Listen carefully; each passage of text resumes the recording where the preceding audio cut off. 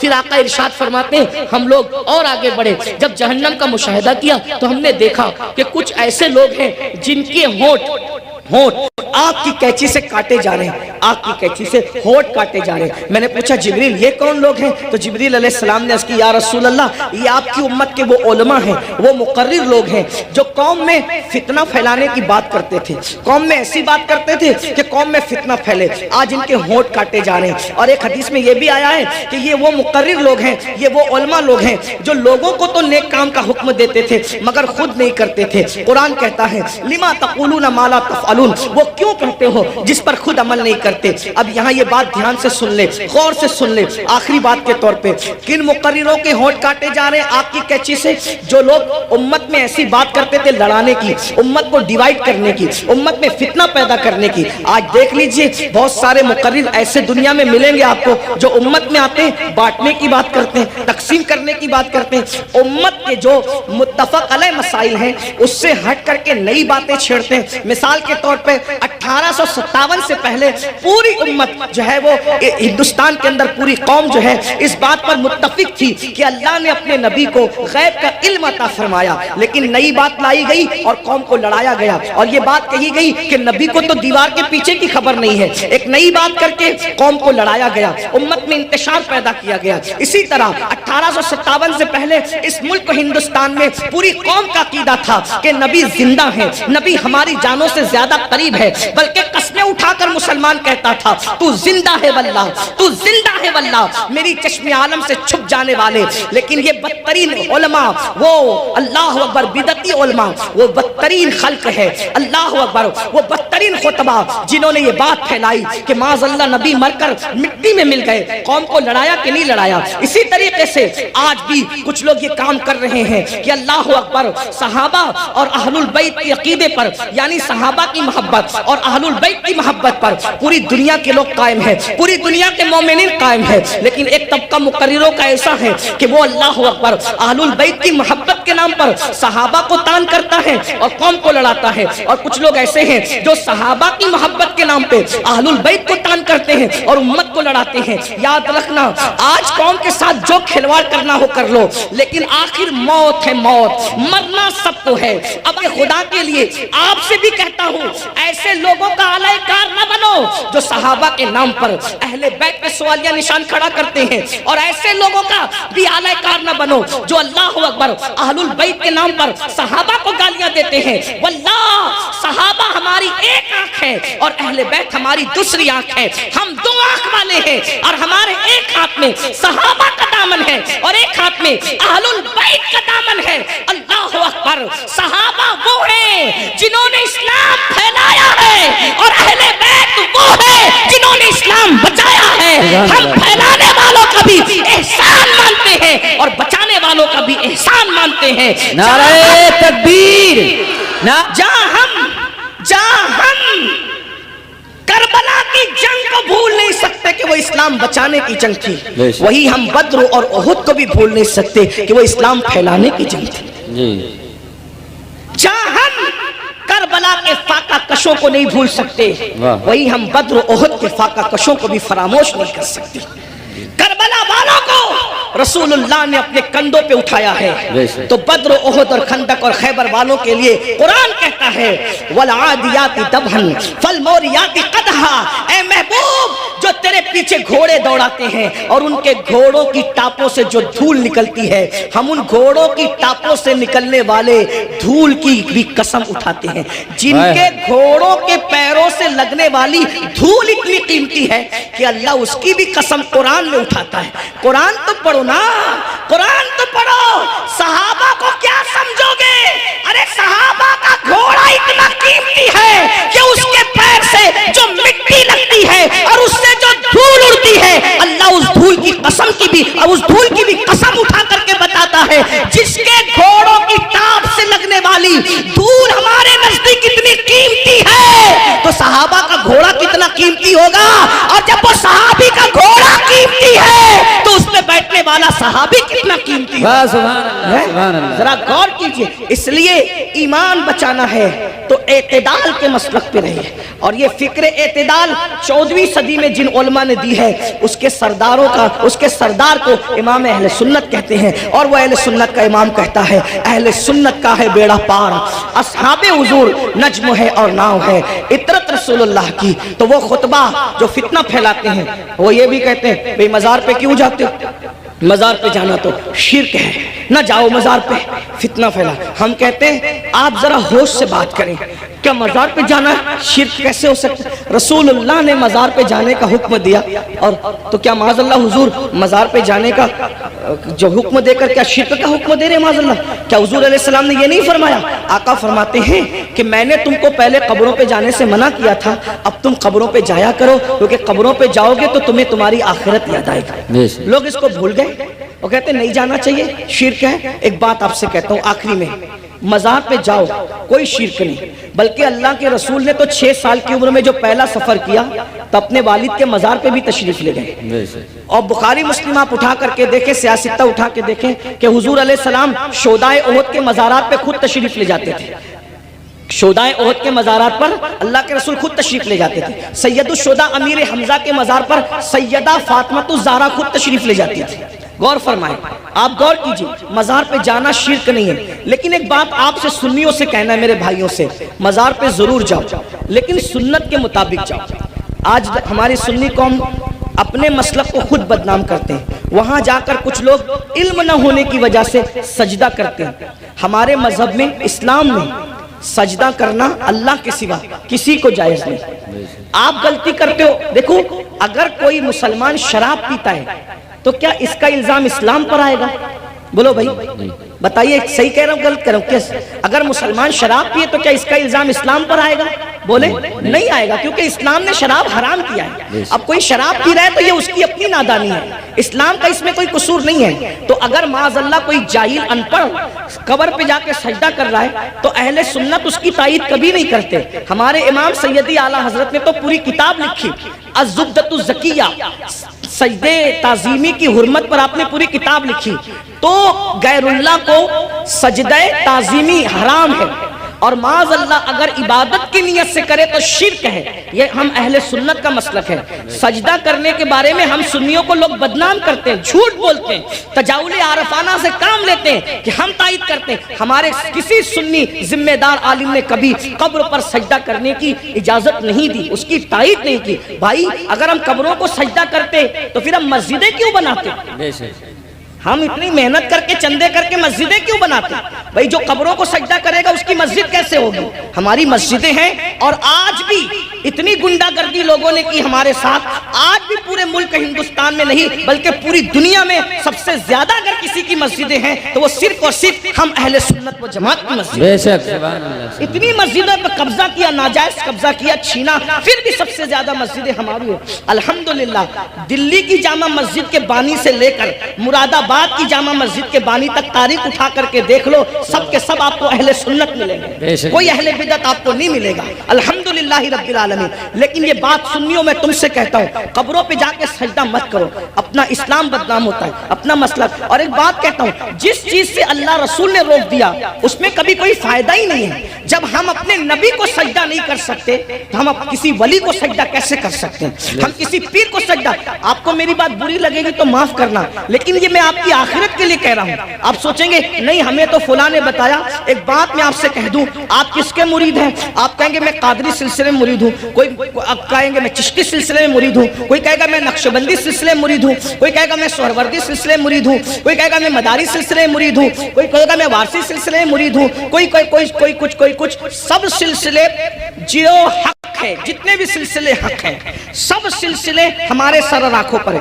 لیکن یہ علماء کی موجودگی میں ایک بات میں آپ سے کہوں ذمہ داری کے ساتھ، یاد رکھیے کسی بھی سلسلے سے مرید ہونا اس وقت تک کام نہیں آئے گا جب تک کہ تم پہلے شریعت کے مرید نہ بنو۔ بے شک، پہلے شریعت کے مرید بنو پھر قادری ہونا کام آئے گا۔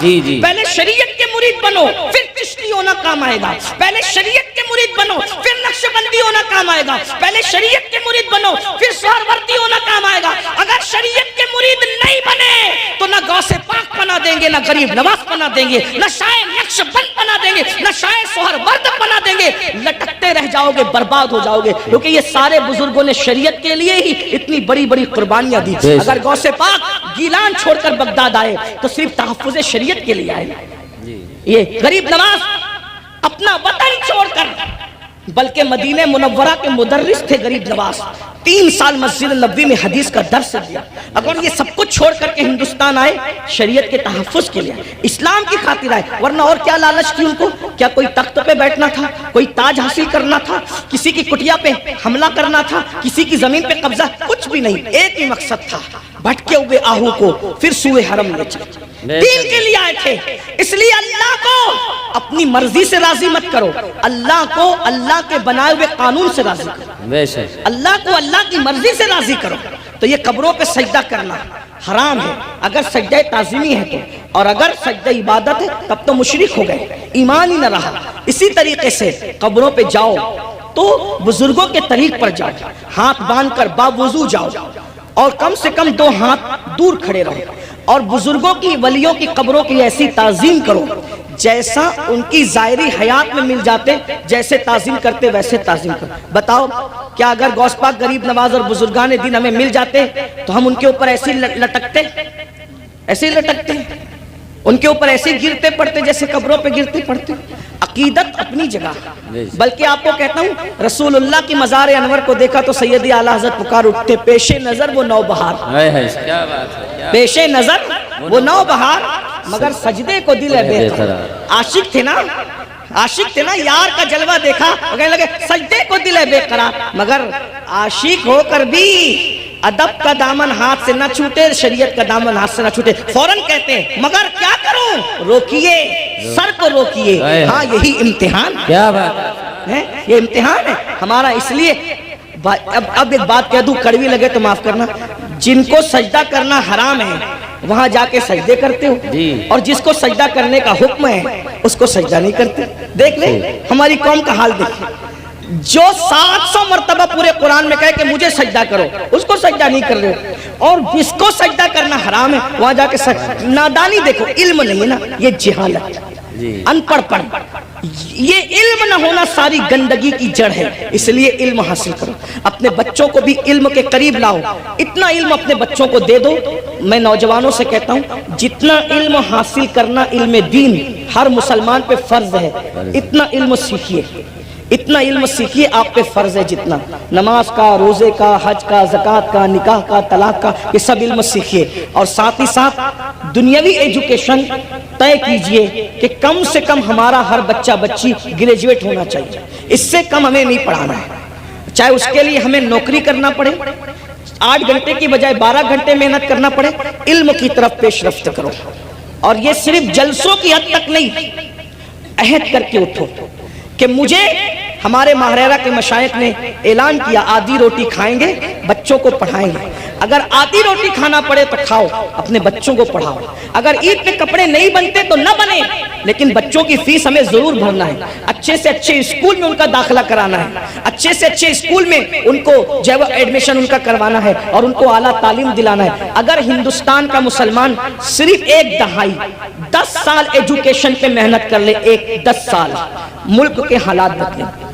ایک شخص کہہ رہا تھا کہ ہم اپنی قوم کے ہاتھ میں تلوار دیں گے، میں نے کہا تم جو چاہے کرو، ہم تمہیں کچھ نہیں کہتے، لیکن ہم اپنی قوم کے ہاتھ میں تلوار نہیں دیں گے، ہم مسلمان اپنی قوم کے ہاتھ میں تلوار نہیں دیں گے، ہم اپنی قوم کے ہاتھ میں قلم دیں گے، قلم، جس کو تلوار دینا ہے وہ دے، تم جانو تمہارا کام جانو، لیکن مسلمانوں سے ہم ہر جلسے میں اپیل کرتے ہیں کہ ہم اپنے بچوں کے ہاتھ میں تلوار کیا، ہم تو گلیل بھی دینا نہیں چاہتے، آج کی تاریخ میں ہم قلم دینا چاہتے ہیں۔ یاد رکھنا تلواریں اٹھتی ہے تو گردنیں کٹتی ہے، اور جب قلم اٹھتا ہے تو غربت کٹتی ہے، جب قلم اٹھتا ہے کمزوریاں کٹتی ہے، قلم اٹھتا ہے دشمن زیر ہوتے ہیں، قلم اٹھتا ہے انقلاب آتا ہے۔ میرے نبی قلم اور کتاب لے کر کے آئے تھے، اس لیے کوئی بچہ ان پڑھ نہ رہنے پائے۔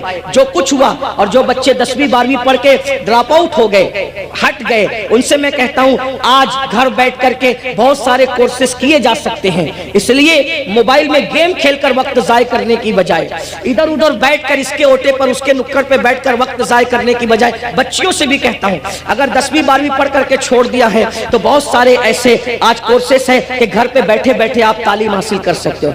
لاک ڈاؤن کے اندر میں بھی جو ہے وہ 11ویں پڑھ کے میں نے چھوڑ دیا تھا۔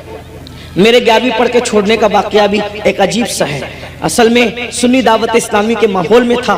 میں 11ویں میں جب جونیئر کالج میں میرا ایڈمیشن ہوا، ماں باپ کی تمنا تھی کہ اس کو ٹیچر بنائیں گے، تو خاص طور پہ امی کی تمنا تھی اس کو ٹیچر بنائیں۔ میں جیسے ہی جونیئر کالج میں نے قدم رکھا تو دیکھا کہ لڑکے اور لڑکیاں ساتھ پڑھتے ہیں اور بے پردہ ہیں، اور 11ویں پہنچنے کے بعد سب بالغ ہو گئے۔ تو اتنا شعور نہیں تھا مجھے، لیکن اتنا تو تھا کہ لڑکیوں کے ساتھ نہیں بیٹھا جا سکتا بے پردہ۔ تو میں نے ٹیچر سے کہا، کلاس ٹیچر سے، عبدالعزیز سر ہمارے تھے، میں نے کہا کہ لڑکیوں کے ساتھ تو بیٹھنا ناجائز ہے۔ وہ ہنسنے لگے، بولے حیرت ہے اس دور میں ایسی بات کوئی کرتا ہے، تو پاگل تو نہیں ہوا؟ میں نے 1 مہینے تک کے یہ بات کرتا رہا۔ آخر ہمارے پرنسپل نے کہا ایسی بات نہیں۔ میں نے کہا یا تو ڈیوائیڈ کر دیں یا تو پھر ہم چلیں، اور میں نے جو ہے وہ پھر اس کے بعد چھوڑ دیا۔ میرے سر میرے گھر تک، اتفاق سے وہ میرے ابا کے بھی کلاس ٹیچر رہ چکے تھے، میرے بھی ایک ہی اسکول میں، ہمارے ابا نے بھی پڑھا، ہم نے بھی پڑھا۔ تو وہاں پر وہ آئے، کہا کہ ابا، وہ کہا کہ تیرے بیٹے کو سمجھا کہ یہ پاگل تو نہیں ہوا ہے؟ میں نے کہا کچھ بھی ہو میں نے نہیں پڑھنا، شریعت نے منع کیا۔ حالانکہ آپ ایسا نہیں کرنا، علماء سے آپ پوچھنا، علماء آپ کو بتائیں گے حالات کے تحت معاملات ہوتے ہیں، لیکن اس وقت ماحول ایسا تھا ہمارا سنی دعوت اسلامی کا ماحول، تقوی کا، پرہیزگاری کا۔ اب تو ہم متقی نہیں ہیں، وہ پرہیزگاریاں ہی نہیں ہیں، لیکن بہرحال تو وہ ماحول تھا تو ہم نہیں گئے پھر۔ لیکن میرے عزیز ساتھی، میرے بڑے بھائی کی طرح، وہ بھی ایک اسکول کے پرنسپل اور ہماری سنی دعوت اسلامی کے رکن شورا ہیں، قاری رضوان خان صاحب، اس نے کہا کہ پڑھ لے بھائی ورنہ ایسے ہی رہ جائے گا۔ میں نے کہا اگر میں اچھی نیت سے اللہ کی شریعت کے لیے چھوڑ رہا ہوں تو اللہ اس کا صلہ مجھے دے گا، اور اللہ نے مجھے صلہ یہ دیا کہ آج میں ایک English medium school and junior college کا چیئرمین ہوں الحمدللہ، اور تقریباً 50 ٹیچرز جو ہے وہ اس وقت کم و بیش الحمدللہ جو ہے وہ ہمارے انڈر میں کام کرتے ہیں۔ یہ کرم ہے، مجھے یہ یقین ہے شریعت کا دامن جس نے پکڑا ہے تو اللہ نے اس کو کبھی ذلیل نہیں ہونے دیا، رسوا نہیں۔ لیکن بہرحال پھر مجھے احساس تھا کہ میں پڑھ نہیں سکا، پھر میری پوری توجہ دینی تعلیم کی طرف ہو گئی۔ ویسے میں 7th اور 8th سے میں جو ہے وہ عالم کورس کی طرف چلا گیا تھا، لیکن میں نے سوچا کہ پوری توجہ 11ویں کے بعد اسی پہ مرکوز کر دی جائے، اسی طرف میں نے توجہ رکھی۔ لیکن پھر مجھے احساس تھا کہ میں نے دنیاوی تعلیم کو بھی آگے بڑھا، تو لاک ڈاؤن کا فائدہ اٹھاتے ہوئے پھر میں نے MA کے اندر ایڈمیشن لیا ابھی، ہاں الحمدللہ، ہاں، اور اس کے پہلے ایگزام میں شرکت کا پروگرام تھا اور اس کی تاریخ اور حج کی تاریخ سیم ہو گئی تو نہیں دے سکا، لیکن بہرحال میں نے اس طرف پیش رفت کیا، اور انشاءاللہ تو آپ سے بھی میں کہتا ہوں، میں یہ آپ کو ہی کہہ کے جا رہا ہوں نہیں، میں نے خود بھی اس پر عمل کیا ہے الحمدللہ، اور میں انشاءاللہ تعالیٰ اس کی کوشش کروں گا کہ 1 سال میں اس کی تکمیل کروں جو رہ گیا ہے۔ اتنے سارے یہ جو جرائم ہے، بے نمازی پن لے لیں، بدکاری لے لیں، اسی طریقے سے دین سے دوری لے لیں، ماں باپ کی نافرمانی لے لیں، بے پردگی لے لیں خواتین کے اندر، اسی طرح عورتوں کا گھروں کو چھوڑ کر کے بیوٹی پارلروں تک جانا، عورتوں کا میک اپ کے نام پر غیروں کے سامنے بیٹھ کر اپنے ہاتھوں کی ہتھیلیاں ان کے زانوؤں پہ رکھ کر کے مہندی لگانا، یہ سارے جرائم کی اصل جڑ کیا ہے؟ تو مجھے جو سب کچھ سمجھ میں آتا ہے مختصر میں وہ یہ کہ ہماری قوم کے پاس جو علم ہونا چاہیے، جو ایجوکیشن ہونا چاہیے، جو معلومات ہونی چاہیے، وہ ان کے پاس نہیں ہے۔ ہماری قوم بے راروی کا جو شکار ہے، اس کی سب سے بڑی وجہ یہ ہے کہ ان کے پاس علم نہیں ہے، ان کے پاس تعلیم نہیں ہے۔ یاد رکھیے ساری برائیوں کی جڑ علم کا نہ ہونا ہے، تعلیم کا نہ ہونا ہے۔ جب بھی کسی قوم کے پاس علم نہیں ہوتا تو وہ قوم بے راروی کا شکار ہوتی ہے۔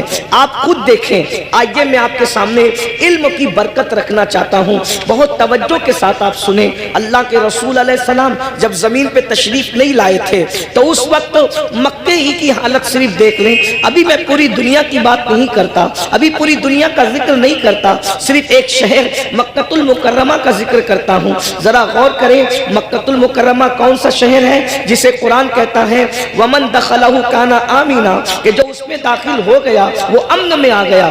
امن والے شہر کو کتنی گنڈا گردی کا سامنا تھا, اللہ اکبر. جو شہر امن والا تھا, جو شہر حرم ہے, جہاں کی گھاس اکھاڑنے کی اجازت نہیں, جہاں کے جانوروں کو ستانے کی اجازت نہیں, جہاں جانور سائے میں بیٹھ جائے تو اس کو اٹھانے کی اجازت نہیں, جہاں جانور کو دھمکانے کی اجازت نہیں, جہاں جانوروں کے جنگلی جانوروں کے انڈوں کو توڑنے کی اجازت نہیں, اللہ اکبر. جہاں اللہ اکبر اہل احرام پر حرم میں شکار کرنے کی اجازت نہیں, ایسے حرم کے اندر لوگ اپنی بیٹیوں کو اپنے ہاتھ سے زندہ دفن کر رہے تھے. حدود حرم کے اندر, بالکل حرم کے سامنے. ایک تو حرم وہ ہے, ایک تو حرم وہ ہے جس کو اللہ و رسول نے حرم کے طور پر حدود مقرر کی ہے, لیکن ایک تو مسجد حرام ہے, یعنی حرم میں بھی جو بہت اعلیٰ درجہ رکھے اسے مسجد حرام کہتے ہیں. بالکل مسجد حرام کے سامنے اپنی بیٹیوں کو اپنے ہاتھوں سے زندہ دفن کر رہے تھے. اللہ اکبر. مائیں اپنے بچوں کو گود میں شراب پلا رہی تھی. جیسے آج بچے نہیں سوتے تو ماں نیند کی دوا پلاتی ہے, اس دور میں جب اللہ کے رسول تشریف نہ لائے تھے تو مائیں اپنی گود میں اپنے بچوں کو شراب پلایا کرتی تھی. زنا کا حال یہ تھا, اگر زنا کرنے کوئی عورت نہیں ملتی تو لوگ اپنی ماؤں کے ساتھ زنا کر لیا کرتے تھے. اتنی گندگی تھی کہ ایک ایک عورت کئی کئی مردوں کے ساتھ اپنا رشتہ اور تعلق رکھا کرتی تھی. اللہ اکبر. ذرا غور کریں, اس گندے ماحول میں جبکہ جانوروں کے ساتھ بدکاری ہو رہی ہے, ماں کے ساتھ بدکاری ہو رہی ہے, ماں کی گود میں شراب پلائی جا رہی ہے, اللہ کے گھر پہ 360 بت رکھ دیے گئے ہیں, ننگے ہو کر کعبے کا طواف کرتے ہیں, عورتوں کو منحوس سمجھتے ہیں, بیواؤں کو منحوس سمجھتے ہیں, بیواؤں کے ساتھ بدسلوکی کرتے ہیں, کمزوروں پہ ظلم کرتے ہیں, کمزوروں کا مال کھا جاتے ہیں. جب اللہ کے رسول تشریف لائے, اللہ کے رسول علیہ السلام نے اتنا گندا ماحول دیکھا تو ماحول دیکھنے کے بعد حضور علیہ السلام نے ان کے سامنے نماز کی بات نہیں کی. ذرا میں توجہ چاہتا ہوں آپ سب کی, اہل منبر کی بھی توجہ چاہتا ہوں. ذرا غور کریں ماحول کتنا بگڑا ہوا تھا. حضور علیہ السلام نے پہلے دن نماز کی بات نہیں کی, پہلے دن روزے کی بات نہیں کی, پہلے دن حج کی بات نہیں کی, پہلے دن زکات کی بات نہیں کی, پہلے دن صدقے کی بات نہیں کی. اتنے گندے ماحول میں اللہ کے رسول جو سب سے پہلا حکم لے کر کے آئے وہ کیا تھا؟ اتنے گندے ماحول میں سب سے پہلا جو حکم لائے وہ کیا تھا؟ تو قرآن کہتا ہے اقرا بسم ربک الذی خلق خلق الانسان من علق. اللہ اکبر. اندازہ فرمائیں اس گندے ماحول کے اندر حضور سب سے پہلے علم کی بات لے کر آئے. پڑھو لکھو, پڑھو لکھو, کیونکہ حضور جانتے تھے جس دن ان کو پڑھنا لکھنا آ گیا اس دن ان کی زندگی بدل جائے گی. اور اللہ کے رسول علیہ السلام اللہ کی کتاب لے کر کے آئے. اللہ کے رسول ہمارے نبی کتاب لے کر آئے. ہمارے نبی صاحب کتاب نبی ہے, صاحب کتاب پیغمبر ہے, صاحب کتاب رسول ہے. اور کون سی کتاب لائے؟ اسے قرآن کہا جاتا ہے. قرآن کو قرآن اس لیے کہا جاتا ہے کہ کوئی کتاب اتنی نہیں پڑھی گئی جتنا قرآن پڑھا گیا ہے, اور جتنا قرآن پڑھا جائے گا اتنی کوئی کتاب پڑھی نہیں جا سکتی. یہ چیلنج ہے, یہ قرآن کا معجزہ ہے کہ دوست تو پڑھیں گے, اس کو دشمن بھی پڑھتے نظر آئیں گے. یہ قرآن ہے. حضور قرآن لے کر کے آئے. اب بتاؤ حضور نے کس قوم کو پڑھایا؟ نماز کا عنوان اپنی جگہ, انکار نہیں. روزے کا عنوان اپنی جگہ, انکار نہیں. حج کا عنوان اپنی جگہ, انکار نہیں. زکات کا عنوان اپنی جگہ, انکار نہیں. حضور نے پہلے پڑھایا, عرب کے جاہلوں کو پڑھایا, عرب کے بوریا نشینوں کو پڑھایا, عرب کے بکریوں کے لے جانے والے جنگلوں میں بدوؤں کو پڑھایا. اور جب پڑھایا تو انقلاب کیا آیا؟ دیکھو علم کا انقلاب کتنی جلدی آتا ہے. یاد رکھنا ہر انقلاب کو آنے میں ٹائم لگتا ہے. علم کا انقلاب کتنی جلدی آتا ہے. جو اپنی بچیوں کو زندہ دفن کر رہے تھے 23 سال بھی نہیں گزرے, اپنی بیٹیوں کو زندہ دفن کرنے والے دوسروں کی بیٹیوں کو پالنے کی تیاری کر رہے تھے. اس لیے کہ کہ حضور نے ان کو علم کا زیور عطا کیا تھا. اللہ اکبر. ماں کی گود کے شرابی، ماں کی گود کے شرابی جو ماؤں کی گود میں شراب پینے کے عادی بنے تھے، ایک اعلان پر وہ سب کے سب شراب سے توبہ کرتے. یہاں تو جلسوں میں کروڑوں تقریریں ہو جائیں، مقرر تقریر کرتے کرتے مر جائے، مقرر جو اس کی آواز بیٹھ جائے، مقرر کالی داڑھی سے اس کی داڑھی تقریر کرتے کرتے سفید ہو جائے، مقرر کی حالت بدل جائے، قوم کی حالت نہیں بدلتی. کیوں؟ وہاں ایک ہی اعلان میں پوری قوم نے شراب سے توبہ کی تھی. بس اتنا کہا تھا، اے لوگوں آج سے شراب حرام ہو گئی، آج سے شراب حرام ہو گئی. جن کے منہ میں تھی انہوں نے اگل دی، منہ سے اگل دی. جن کے ہاتھ میں تھی انہوں نے انڈیل دی، جن کے مٹکوں میں تھی انہوں نے نالیوں میں بہا دی. مدینے کی گلیوں میں شراب بہ رہی تھی. ایک اعلان، وجہ حضور نے اس قوم کو پہلے ایجوکیٹ کیا تھا، علم عطا کیا تھا. انہیں پتا تھا اگر حرام کریں گے تو نقصان کیا ہوگا. آج ہماری قوم کو نہیں پتا ہے، حلال و حرام میں کوئی تمیز نہیں ہے کیونکہ ان کے پاس علم نہیں ہے. آج ہماری قوم کو غسل اور وضو نہیں پتا ہے، ان کے پاس علم نہیں ہے. اگر وہ شادی میں ڈی جے لگا رہے ناچ رہے تو ان کو پتا نہیں ہے کہ اس کا نقصان کیا ہے. وہ یہ سمجھتے ہیں اللہ ناراض ہوگا تو سزا دے گا، لیکن اللہ کی سزا کیا ہوگی، اس کی شکلیں کیا ہوگی، یہ انہیں کچھ پتا نہیں. جس دن انہیں پتا چل جائے کہ خدا کی عذاب کی شکلیں کیا ہوتی ہے، ایک جلسے میں تو نہیں بتایا جا سکتا لیکن تھوڑے سے وقت میں اشارہ کرنا چاہتا ہوں.